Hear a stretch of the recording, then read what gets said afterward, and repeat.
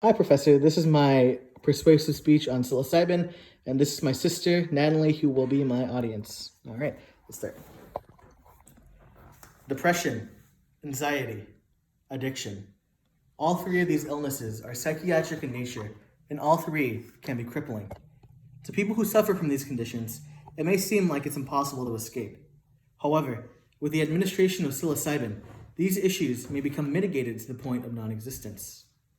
In today's society, psilocybin, also commonly known as shrooms or magic mushrooms, is stigmatized because of an association with hard drugs. As such, it can be difficult to observe the myriad of benefits that it can confer. In the following speech, I will explain why psilocybin should be legalized because of its use in treating depression, addiction, and a lack of creativity.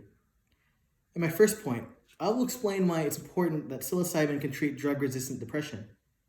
Psilocybin's applications in the field of depression and anxiety form an excellent reason as to why it should be legalized. According to Johns Hopkins Medical Center, 2 doses of the psychedelic substance psilocybin, given with supportive psychotherapy, produced rapid and large reductions in depressive symptoms, with most participants showing improvement and half of study participants achieving remission through the 4-week follow-up. This data is significant because it shows that psilocybin is effective in treating depression. Furthermore, the data suggests that treatments augmented with psilocybin are capable of preventing relapses into depression and anxiety. Furthermore, in 2016, Johns Hopkins researchers first reported that treatments with psilocybin under psychologically supported conditions significantly relieved existential anxiety and depression in people with a life-threatening cancer diagnosis. This data is also significant because it demonstrates that psilocybin can help to alleviate fears of mortality and anxiety. Anxiety and depression are comorbid, meaning that one can often cause the other. Because of this, the ability to both treat anxiety and depression is extremely important.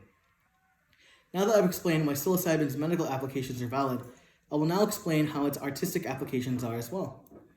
Oftentimes, writers and artists will often speak about a mental block that they encounter as they struggle with their craft. Speaking from experience, this struggle is often something that artists see as indomitable, with no way to successfully go about it. However, recent studies have suggested that the application of psilocybin through microdosing can alleviate the issue. According to Natasha Mason, a PhD candidate at Maastricht University, psilocybin, when taken in a naturalistic setting, increased aspects of creativity and empathy the morning after and 7 days after use. This increase in creativity during administration and 7 days afterwards is significant because it suggests that psilocybin's effects are powerful enough to last without overdosing. Furthermore, it encourages legalization due to the fact that the study concludes that there were no ill effects on the testers. And now that I've explained how psilocybin has valid medical and creative applications, I will explain how it can be used to help overcome addictions. The psychedelic aspects of psilocybin can be used to treat addiction. According to Matthew Johnson, a doctor and professor of psychiatry and behavioral sciences at Johns Hopkins University School of Medicine, psilocybin also has the potential to treat other substance use disorders, including alcohol and cocaine addictions. Overcoming addictions via psilocybin is evident of something that should be pursued and further researched. Furthermore, according to PubMed Central, researchers found that following treatment of psilocybin, both drinking and heavy drinking declined. The fact that the urge to compulsively drink declines when psilocybin is administered is significant because it asserts that psilocybin has a capacity to treat addiction. This capacity to overcome addiction is often lacking, however, so a tool to help those in need would be widely used and available. Psilocybin is a drug that is the closest definition to a panacea. It has immense medical, therapeutic, and rehabilitative properties that have yet to be fully utilized by the medical field today. The federal government should seek to legalize it and fund further research to see the extent of what it can provide for society.